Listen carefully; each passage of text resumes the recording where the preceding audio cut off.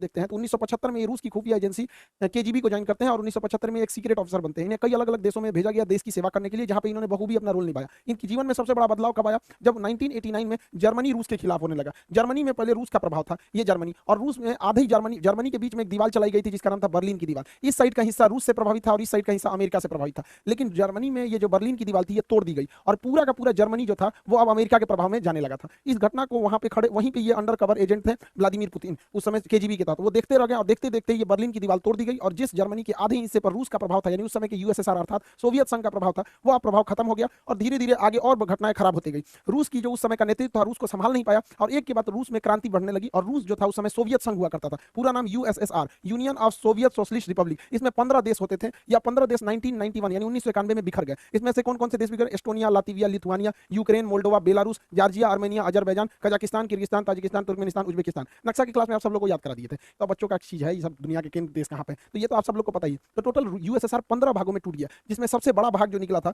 वो था रूस, जबकि इसके जितने जो छोटे छोटे देश थे ऐसे 15 देश टूट गए, जिसमें यूक्रेन भी रूस से ही टूटा था 1991 के दशक के समय। उस समय जो रूस के राष्ट्रपति थे मिखाइल गोर्बाचोव, मिखाइल गोर्बाचोव सबसे लोअल राष्ट्रपति रहा था पूरे रूस का। इसने 1989 में अफगानिस्तान में सेना भेजा तालिबान को कंट्रोल करने के लिए, वहीं तालिबान उदय हुआ और फिर वहां से भागना पड़ा, ये उसको भी नहीं कंट्रोल कर पाए। बर्लिन की दीवार तोड़ दी गई, ये उनको भी नहीं कंट्रोल कर पाए और फाइनली 1991 का यूएसएसआर का बिखरा हो गया। ये सब भी मिखाइल गोर्बाचोव के समय हुआ। इन्हें अपने पद से त्याग देना पड़ा और उसके जगह पे आए थे बोरिस येल्सन। बोरिस येल्सन से लोगों को उम्मीदें थी, लेकिन बोरिस येल्सन जो थे महापियक्कड़ आदमी था, जहां तहां पीने लगता था, बड़का बड़का बाल्टी में दारू पीता था और नाचने लगता था। स्टेज पे गया देखिए नचनिया के साथ ही नाच रहा है, बताइए राष्ट्रपति नाचेगा, जिस वजह से इसका विरोध होने लगा। बोरिस येल्सन जो थे ये सोचे थे कि रूस जो एकदम सरकारी तंत्र में फंस चुका था, क्योंकि वहां उस समय ये परंपरा थी जो कुछ होगा सरकारी होगा। और आप भारत में देखिए सरकारी चीज में जहां गए, जैसे सरकारी हॉस्पिटल में गए तो आपको फील हो जाएगा कि ये सरकारी हॉस्पिटल, फैक्ट्री में जाएंगे सरकारी फैक्ट्री तो आपको फील हो जाएगा। तो इनको लगा कि अमेरिका की तरह आगे बढ़ना है तो प्राइवेट को आगे बढ़ना पड़ेगा, तो धीरे धीरे न करना चाहिए। इन्होंने क्या किया, सरकारी मशीनरी को धीरे धीरे बंद करना चालू किया, प्राइवेट को आगे बढ़ना चालू किया। इस वजह से जो पहले से अर्थव्यवस्था थी जो चल रही थी वो भी नहीं चल पाई और दूसरा क्या हो गया कि लोगों के अंदर रोजगार जाने लगा, जिस वजह से इनका भी विरोध होने लगा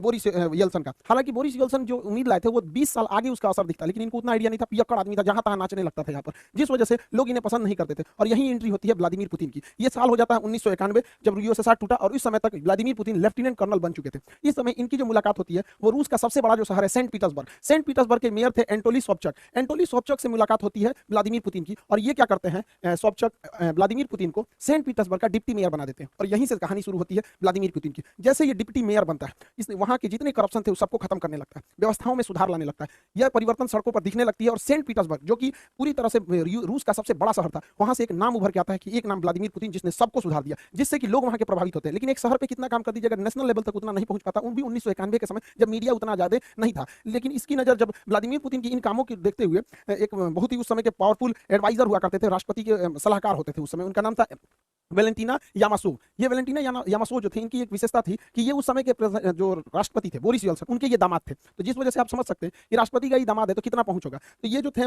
वेलेंटिना यामासोव, तो वेलेंटिना यामासोव जो थे इन्होंने पुतिन को बुलाया और उनको क्या किया कि एडवाइजर रख दिया किसका, बोरिस येल्सन का। इस तरह से पुतिन और बोरिस येल्सन की दोस्ती हो गई। ये एक सलाहकार के तौर पर इनके पास आया और बोरिस येल्सन इन पर बहुत भरोसा करते थे और राष्ट्रपति बोरिस येल्सन पुतिन को हमेशा साथ रखते थे। और धीरे धीरे ये नेशनल लेवल तक ये चेहरा उभरते गया कि करप्शन को खत्म करना, कभी बोल्ड स्टेप्स लेना। इस वजह से पुतिन का कद धीरे धीरे बढ़ता गया, बड़ी बड़ी जिम्मेदारियां बोरिस येल्सन पुतिन को देने लगे, जनता में पुतिन लोकप्रिय होने लगा। और इसी दौरान बोरिस येल्सन अपने शराबीपन की वजह से, जहां तहां नाच देने की वजह से अपनी गरिमा को खोते जा रहे थे, जिसे भरपाई करने के लिए 1999 में इधर भारत में करगिल की लड़ाई चल रही थी और उस समय 1999 में रूस का प्रधानमंत्री बनाया गया व्लादिमीर पुतिन को। वहां पे प्रधानमंत्री को ज्यादा पावर नहीं है, वहां सारा पावर राष्ट्रपति को, और राष्ट्रपति थे बोरिस येल्सन। तो यहां से एक नेशनल लेवल तक पहचान बन गई पुतिन की। लेकिन पुतिन बहुत ही महत्वाकांक्षी था, वो सोचता था कि हम आगे प्रधानमंत्री से राष्ट्रपति कैसे बनेंगे, क्योंकि वहां सारा पावर राष्ट्रपति के पास था। इसने दिमाग लगाया, रूस का जो ये वाला एरिया है, नीचे का एरिया, रूस इतनी तो पूरा बड़ा है, मॉस्को से नीचे का ये एरिया है, इसका नाम है चेचन्या। ये चेचन्या जो था ये रूस से टूटना चाहता था, क्योंकि 1991 में 15 देश टूटे थे, तो चेचन्या कहता था हम भी टूटना चाहते हैं।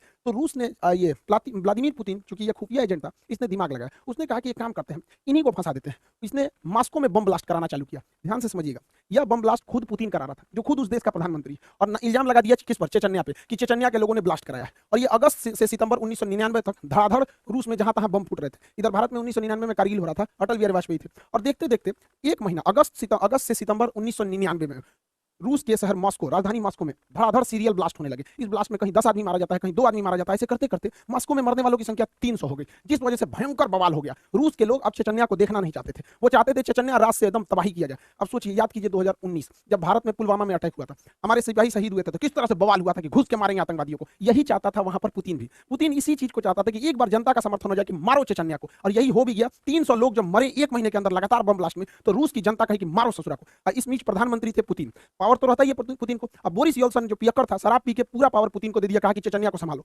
इसने क्या किया, पुतिन ने हर सिपाही के चेहरे पर या हेलमेट पर कैमरा लगा दिया और लाइव टेलीकास्ट दिखा दिया कि कैसे मारा जाता है। अब मारा जानबूझ के चेचन्या में। देखिए, जो भी मॉस्को में बम फोड़ा गया था पुतिन फोड़ा था, ये बात एकदम क्लियर है कि पुतिन फोड़ा था, और उसी ने घुस घुस के मारा चेचन्या में। वहां के लोगों को तो रियलिटी पता नहीं थी और पूरा लाइव दिखाया जा रहा था। ध्वस्त कर दिया पूरी तरह चेचन्या को, और वहां के लोगों को भाई उनको लगा कि हमने बदला लिया है यहाँ पर, और 80,000 लोगों को मार दिया पुतिन।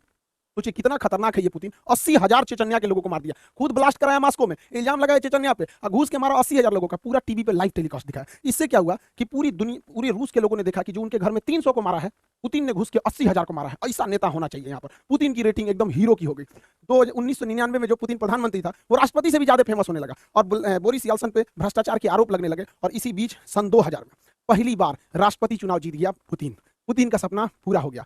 रूस जैसे बड़े देश की पूरी सत्ता अब पुतिन के हाथ में थी। पुतिन सन 2000 में चुनाव जीते, और 2000 में जब चुनाव जीते तो रूस के संविधान के हिसाब से कोई भी व्यक्ति लगातार 2 बार तक प्रधान राष्ट्रपति ही बन सकता है, 2 बार से ज्यादा लगातार नहीं बन सकता है। तो पहला शर्त यह था रूस के संविधान का। रूस के संविधान का दूसरा शर्त यह कहता था कि कोई भी व्यक्ति प्रधानमंत्री, राष्ट्रपति का जो कार्यकाल रहेगा वो 4 साल का रहेगा। जैसे भारत में 5 साल का है, लेकिन रूस में 4 साल का, अमेरिका में भी 4 साल का ही होता है, वहां का भी राष्ट्रपति का 4 साल होता है। तो पुतिन राष्ट्रपति बने सन 2000 से 2004 के लिए। इस दौरान इनको पता था कि हमारा जो पहला टेन्योर है वो 4 साल का है, इसमें अच्छा काम करना है। तो इन्होंने क्या किया, सन 2000 से 2004 के बीच में अपने मन मुताबिक अधिकारियों की नियुक्ति किया। अब चूंकि ये खुफिया एजेंट थे, इसलिए इनको हर जानकारी थी, और पूरी तरह से अपने मन मुताबिक पूरे मंत्रिमंडल को बैठाया और क्रेमलिन पर अपना दबदबा मजबूत किया। जैसे भारत में संसद होता है, अमेरिका में व्हाइट हाउस होता है, उसी तरह रूस में क्रेमलिन होता है, यहीं पे राष्ट्रपति रहते हैं, और पूरा दबदबा बनाया अधिकारियों के बीच में, और जबरदस्त काम किया अपने पहले टेन्योर में। रूस की जो जीडीपी थी वो 93% की रफ्तार से बढ़ी थी। लोगों को लगता था कि भगवान मिल गया पुतिन को, लेकिन पुतिन बहुत महत्वाकांक्षी था। उन्होंने अपना पहला कार्यकाल पूरा किया सन 2000 से राष्ट्रपति के रूप में, सन 2000 से 2004 के बीच में। एक टेन्योर हो गया, 4 साल का ही होता है। दूसरा टेन्योर उन्होंने पूरा किया 2004 से 2008 के बीच में। अब यहां तो हो गया, रूस के सत्ता के हिसाब से आप 2 बार से ज्यादा नहीं रह सकते राष्ट्रपति। इसके बाद ये क्या किया कि प्रधानमंत्री का चुनाव लड़ लिया। देखिए, 2 बार तो राष्ट्रपति रहे, और उसके बाद 2008 से 2012 तक ये प्रधानमंत्री बन गए, प्राइम मिनिस्टर। और क्या प्राइम मिनिस्टर बनने के बाद अपने एक चमचा को राष्ट्रपति का चुनाव जितवा दिया, जिसका नाम था दिमित्री मेदवेदेव। दिमित्री मेदवेदेव ये कहने के लिए 2008 से 2012 के बीच में राष्ट्रपति थे, ये कहने के लिए राष्ट्रपति थे, और उसी दौरान ये क्या थे, प्रधानमंत्री। ये इतना शातिर इंसान है कि संविधान में संशोधन कर दिया और कहा कि इस दौरान राष्ट्रपति की शक्तियां प्रधानमंत्री के पास आ जाएंगी। तो ये काम के राष्ट्रपति रह गए, और ये पूरी की पूरी शक्ति का प्रयोग 2008 से 2012 के बीच में व्लादिमीर पुतिन ने किया। अब यहीं से रूस के संविधान का वह प्रावधान भी प्रभाव से हट जाता है, क्योंकि रूस का संविधान बस यही कहता है कि कोई भी व्यक्ति 2 लगातार टर्म्स को नहीं रह सकता है। तो 2 लगातार हो गया, उसके बाद एक बार के लिए इसको बना दिया। जब तक ये राष्ट्रपति था, इसका सारा पावर खुद यूज किया, तब तो अब इसके बाद ये उठ सकते थे पुतिन। अब क्या हुआ, पुतिन फिर 2012 में राष्ट्रपति के लिए खड़े हुए, क्योंकि सारी पावर राष्ट्रपति के पास रहती थी। तो 2012 से 2016 के बीच में पुतिन राष्ट्रपति रहे, और जब ये राष्ट्रपति थे ना, तो फिर संशोधन किए कि जो पावर प्रधानमंत्री, राष्ट्रपति से प्रधानमंत्री को दिया गया था, वो वापस पावर प्रधानमंत्री से राष्ट्रपति को दिया जाता है। खिलवाड़ करके रखा है इंसान देश के साथ। तो 2012 से 2016 तक के बीच में ये राष्ट्रपति रह गया। 2016 में फिर चुनाव हुआ, क्योंकि 4 साल पे होता है। 2016 से 2020 तक ये फिर से राष्ट्रपति बने, और 2020 में ये संशोधन कर दिए कि ये बंदा 2036 तक राष्ट्रपति रहेगा। अब 2036 तक कुछ सोचना नहीं है, पुतिन भैया रहेंगे राष्ट्रपति वहां पे, कोई कितना कर ले। ये है रूस का पावर पुतिन में। पुतिन बहुत ही जबरदस्त रहा पावर के मामले में। पुतिन अपने पहले कार्यकाल अर्थात सन 2000 से 2004 के बीच में इस समय पूरा ध्यान अपने देश पर दिए थे, लेकिन जैसे दूसरा कार्यकाल हुआ, खतरनाक काम करना पुतिन ने चालू किया। इसने क्या किया, 2008 में जॉर्जिया पर हमला कर दिया, क्योंकि जॉर्जिया 1991 में सोवियत संघ से ही टूटा था, उसके 2 क्षेत्रों पर कब्जा कर दिया। 2011 में इसने लीबिया पर आक्रमण कर दिया, और लीबिया के मुअम्मर गद्दाफी की सरकार को हालांकि नहीं बता पाया वहां पे। उसके बाद 2014 आया, 2014 में यूक्रेन के शहर क्रीमिया पे कब्जा कर लिए। 2015 में सीरिया में गिर रहे सरकार बशर अल असद की सरकार को बचा लिया। 2022 आया, फिर पूरी तरह यूक्रेन पर हमला कर दिया। पुतिन खाली नहीं बैठते, क्योंकि इनको पता है कि जब तक अंतर्राष्ट्रीय विवाद होते रहेगा, देश की जनता कभी अपने सरकार से सवाल नहीं पूछेगी। यही फॉर्मूला अपनाया था चीन ने भी। चीन के माओ सरकार की जब सरकार गिरने वाली थी, तो उसने 1962 में भारत पर हमला कर दिया बिना मतलब, क्योंकि जब देश की सेना हमला करती है तो लोग सरकार से सवाल नहीं पूछते हैं, कहते हैं जो भी सरकार है बस हमें जिताओ। ये बात बखूबी जानते जानते हैं व्लादिमीर पुतिन, इसलिए वो हमेशा लड़ाई लड़ते रहते हैं अपने अगल बगल वाले देशों से। हालांकि बहुत बड़े राष्ट्रवादी भी हैं। पुतिन की कई सारी पावर है, लेकिन उनमें 3 सबसे ज्यादा पावर इनके पास पूरी तरह से एक साइबर आर्मी है। हैकिंग पे बहुत जबरदस्त करते हैं यहाँ पर। इतना बड़ा हैकिंग आर्मी है इनके पास कि कहा जाता है कि जो डोनाल्ड ट्रंप को जिताने में भी इसी भाई का योगदान था यहाँ पर। इतनी बड़ी इसकी हैकिंग आर्मी है, साइबर पूरी तरह आर्मी रखा हुआ है। इनके विरोधियों कब गायब हो जाते हैं, कब मारा जाते हैं, किसी को पता नहीं। इनके विरोधी के ऊपर कभी छापा पड़ जाएगा, कभी पुलिस उठा ले जाएगी, कभी इनकाउंटर हो जाएगा, कभी मारा जाएंगे, कोई इनका विरोध नहीं कर सकता है। और पूरी मीडिया पुतिन की गुलाम है। किसी भी टीवी चैनल को देखिएगा, बस हमारे राष्ट्रपति ऐसे, ये खाएं, वो सोएं, ये किए, वो किए, दिन रात उसी के चलते रहता है। ये 3 चीजों के बदौलत सन 2000 से लेकर आज 2022 तक, यानी 22 सालों से पुतिन वहां के राष्ट्रपति हैं। और साथ ही साथ अब वो 2036 तक रहेंगे यहाँ पर। 2036 तक वो वहां पे राष्ट्रपति रहेंगे। पुतिन की लाइफ स्टाइल भी गजब है। कभी ये घुड़सवारी करने लगते हैं, तो कभी मछली पकड़ने लगते हैं, कभी भालू पे चढ़ के घूमते हैं, तो कभी तैराकी हो जाती है इनके अंदर। ये सबमरीन में भी अंदर चले जाते हैं, क्योंकि ये केजीबी के सदस्य थे, तो इन्हें हर चीज पता होती है। इनकी पूरी लग्जरियस फ्लीट है जहाजों की, जाते हैं तो फुल सिक्योरिटी के साथ जाते हैं। और ये केवीजी के सदस्य थे, खुफिया जानकार थे, तो फाइटर प्लेन भी चला लेते हैं। हर तरह के जहाज ये बंदा उड़ा लेता है, हर तरह का जहाज व्लादिमीर पुतिन वहां पे। इनके पास बहुत ही महंगी याट है, कहा जाता है कि इलॉन मस्क से भी अमीर है। हालांकि जितने राष्ट्रपति वो लोग होते हैं, इनके पास अमीरी से ज्यादा पावर होता है। यहाँ पर पूरे देश के संसाधनों का इस्तेमाल करते हैं। यहाँ पर ये ब्लैक बेल्टर है कराटा से, स्नाइपर है, इनकी गोली की निशान बहुत बेहतरीन है। कई बहुत सारे सातिर भी हैं दिमाग के। यहाँ पर इनका ये जो क्रेमलिन वाक है, काफी ज्यादा प्रसिद्ध हुआ था पुतिन का। देखिए, इन सब के साथ पुतिन का एक ऐसा सच भी है जो दुनिया को से छुपाया जाता है, या फिर यूं कह दीजिए कि यह सच एक ना एक दिन पुतिन को झेलना ही पड़ेगा। पुतिन को कहा जाता है कि एब्डोमिनल कैंसर है, पेट का, खैर उसका ये इलाज करा लेंगे। लेकिन इन्हें पार्किंसंस बीमारी है। पार्किंसंस बीमारी एक तरह का लकवा होता है।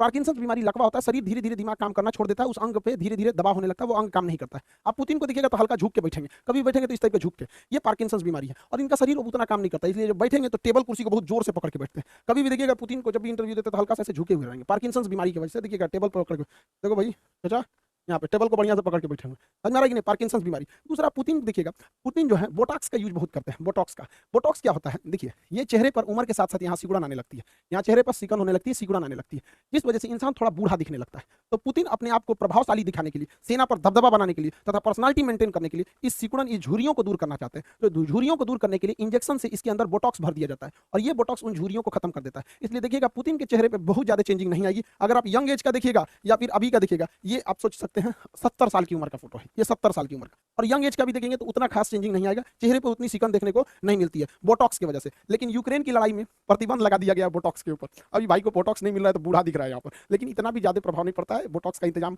एक राष्ट्रपति के लिए बहुत बड़ी बात नहीं होती है, नॉर्मल बात होती है। आई होप आपको टॉपिक समझ में आया होगा और आप सभी लोग का तहे दिल से धन्यवाद, थैंक यू। आप सब लोगों को दिल से शुक्रिया, आप लोगों का। आज हमारा चैनल 16 मिलियन हो गया। आप लोगों की कुछ शिकायतें भी रहती हैं कि सर वीडियोस रेगुलर नहीं आते हैं। देखिए, जिस तरह का कंटेंट रहना होता है उसमें काफी टाइम लगता है। दूसरा, सुबह से क्लास लेना रहता है, तो बच्चों को भी कैसे छोड़ सकते हैं। तो वही मेरे लिए समस्या ये हो गया है कि बचपन से लेकर 55 तक के लोगों की उम्मीदें रहती हैं, तो सबको मेंटेन करना थोड़ा मुश्किल हो पाता है। लेकिन फिर भी अब हम कोशिश करते हैं कि अब आपके लिए वीडियोस रेगुलर ला सकें यहाँ पर। आप सभी लोग का फिर से बहुत बहुत धन्यवाद जो आप लोगों ने चैनल को 16 मिलियन पहुंचा दिया। अभी हम लोग फिर देखेंगे यूएसएसआर कैसे बना, यूएसएसआर कैसे टूटा। और रही बात क्लासेस की, तो क्लासेस कंटिन्यू रहेंगे, हिस्ट्री ऑनगोइंग चल रहा है, एनडीए वाला भी बैच ऑनगोइंग है। यहाँ पर जितने भी बैचेज हैं उसमें रिकॉर्डेड भी अवेलेबल है। आप सब लोग बैचेज से जुड़े रहिएगा, मन लगा के पढ़ाई कीजिए, माँ बाप के सपना को पूरा कीजिए। फिर से एक बार आप लोगों का धन्यवाद 16 मिलियन पहुंचाने के लिए। आई होप आप समझ गए होंगे। मिलेंगे नेक्स्ट क्लास में।